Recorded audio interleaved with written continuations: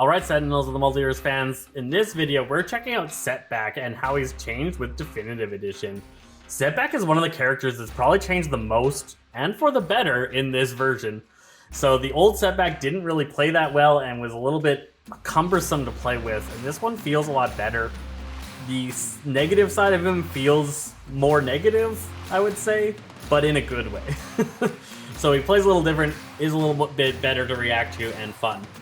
So story-wise, Pete Risk is Setback, and Pete Risk has always had bad luck.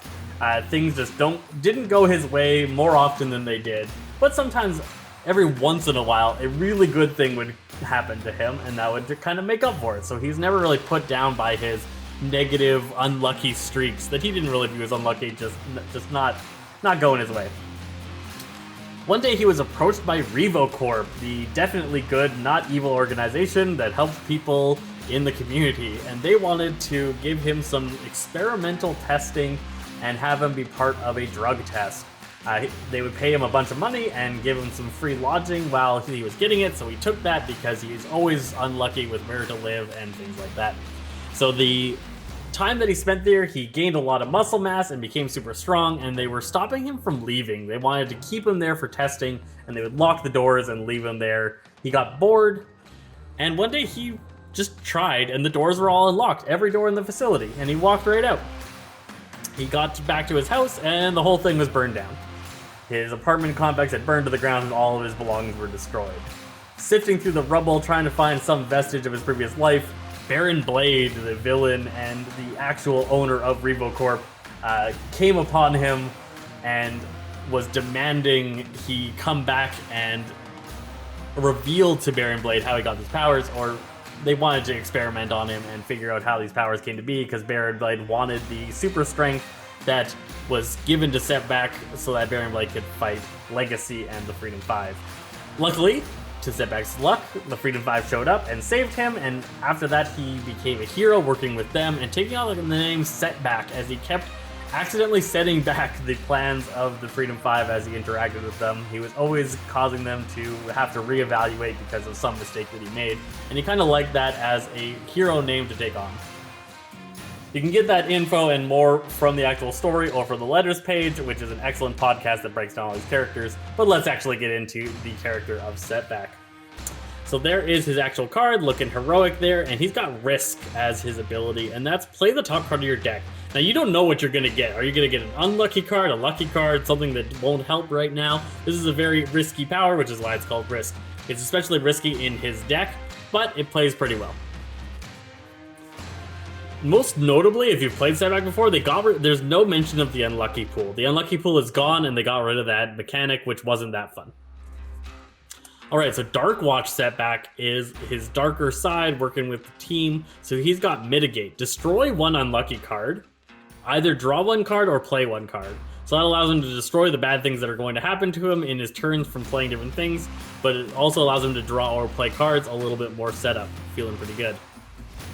Fey Curse Setback. So Fey Curse comes along with the new villain that's like the Feywild leaders, Morrigan and Dagda. So that is a play into that storyline that didn't exist in the original Sentinels, so we'd never heard of this before, and this one comes in now. So he's got Double Down, discover 2 unlucky cards, destroy 1 unlucky card. So you get to play 2 of them, get both of their positive effects for playing the negative cards. Most of the unlucky cards have a positive effect, and then you get to pick which one of them that you're going to keep around to avoid the negative side. So that's pretty sweet. And then his first appearance, Setback, this twisted monstrosity top secret lab at RevoCorp has failed. So this is him coming out and being super strong in the comics. I think they twisted his story around a little bit, and first off he was like this monster that came out that had to be fought, and then later it turned out that he was a good guy. Here's the story-wise of what's happened. So the villain target with the highest HP hits Setback for 2 damage, collect 1 one-shot card. So taking a smack and then searching your deck for a one-shot so you can get more of those lucky cards. Collect the lucky cards is really good. So that is kind of how that one plays out. And that is the hero cards for Setback. So each of the different hero cards do have a backside to them. That is when the character is knocked out. So we've got the original one there. hands down. One hero takes their draw phase. One hero target regains 2 HP, or reveal the top card of one hero deck, bury it, or play it. That one's pretty good. That was quite useful. Good character to have knocked out, and probably a character that you're going to have knocked out, so using these is going to become more common than the average character. Darkwatch Setback. One hero target takes their power phase. One target deals itself 1 psychic damage, causing the opponents to hurt themselves, or reveal the top card of one deck, either discard it or bury it. Interesting. Alright. Last Luck Lost. One hero takes their power phase. One hero discovers one shot, or discard the top card of each deck. And finally, Stuck Out. One hero takes their play phase, bury 1 ongoing card, or up to 3 heroes each draw 1 card and discard 1 card. Got stuck by some kind of glue man there. The evil arm is taking over. He's strapped to a machine, being forced to watch his allies being trapped, is what's going on in each of those, or he hung up his uniform and gave up there in the final one. So all of his kind of depressing side things. This one's not so bad. I don't get why it's so terrible, but I guess he's gummed up by this villain. No idea who that villain is. Looking pretty awesome. Those are the backs if you knock this guy out, which you're quite likely to, because Setback tends to knock himself out. Now for his deck, as I was talking about, there are going to be lucky and unlucky cards. So lucky cards are usually going to have some really good effects, and there aren't that many of them. So in this one, Setback deals 1 target 3 damage, destroy up to 3 unlucky cards. Setback deals up to X targets 7 damage, each where X is the number of unlucky cards destroyed this way. So if you have 3 unlucky cards, you destroy all 3 of them, you hit 3 targets for 7 damage each. That's awesome. It does say up to, so you can destroy 3, but only deal 2 targets 7 damage, or even only 1 target 7 damage if you really wanted to get rid of those unlucky effects. And this is one of those examples of an unlucky, so when you play it, after this card is played, an ally hero may collect an item card. You may discard a card. If you do, they may discover an item card. This was really good working with Expatriate in the game that I played. He was able to constantly find her new guns to be able to use and get her up to speed better. Then at the start phase, so if his turn comes around again, you have to discard a card, or you have to destroy one of those item cards that you just helped another player get. So that's kind of the unlucky thing that happens at the start of your turn with these unlucky cards, and you want to kind of destroy these before your turn comes around again, is the ideal way to play them. Or the way to play them feels the best. I don't know if it's the ideal, we'll see. I would assume so, based off that. So like, discard the top card of your deck. If it's an unlucky card, play it. If it's a lucky card, regain 7 health, deal 1 target 7 damage, and deal a second target 7 damage. Of course, the 7, 7, 7, 7 being lucky numbers. So that is a lot, in a lot of his cards is the 7 on the lucky side. If neither, one ally hero draws 1 card and uses 1 power, so pretty good card. Lots of cool stuff. Then he has things like a couple of powers. After you play an unlucky card, he gains 2 HP. This is awesome. Silver Lining is one of his best cards. Power deals 1 target 3 damage and draw a card. Just super strong power. Really good. You can deal 1 target 4 damage, but then at the start of each of your turns, you take 3. This one ended up dealing, I think, 9 damage to me when I ended up playing it, so definitely a card to watch out for.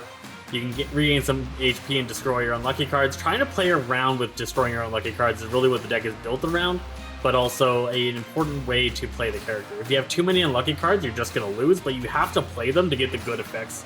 They have such good effects, and then they have pretty bad effects. This is not the worst bad effect. You can protect an ally, so I used this to like protect Mr. Fixer when he was in the +2 damage taken phase. We didn't want him to take those extra damage, so redirecting it to Setback was really good and kept that character alive.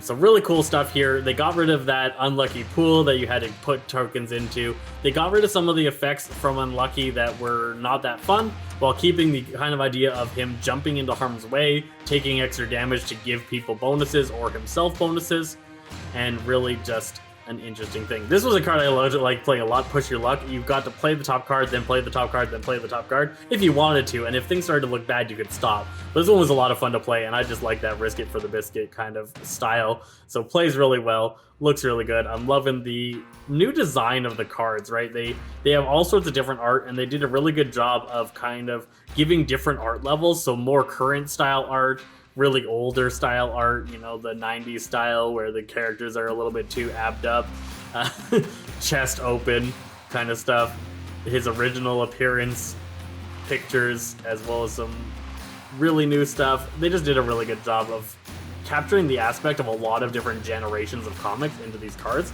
It just feels really cool. Setback is probably one of my favorite characters, so I would definitely recommend experienced players come and pick him up and try him out. He plays really interestingly. You have to do that risk versus reward calculation all the time, which can be a little bit mentally exhausting, especially for new players that don't fully understand the risks and the rewards.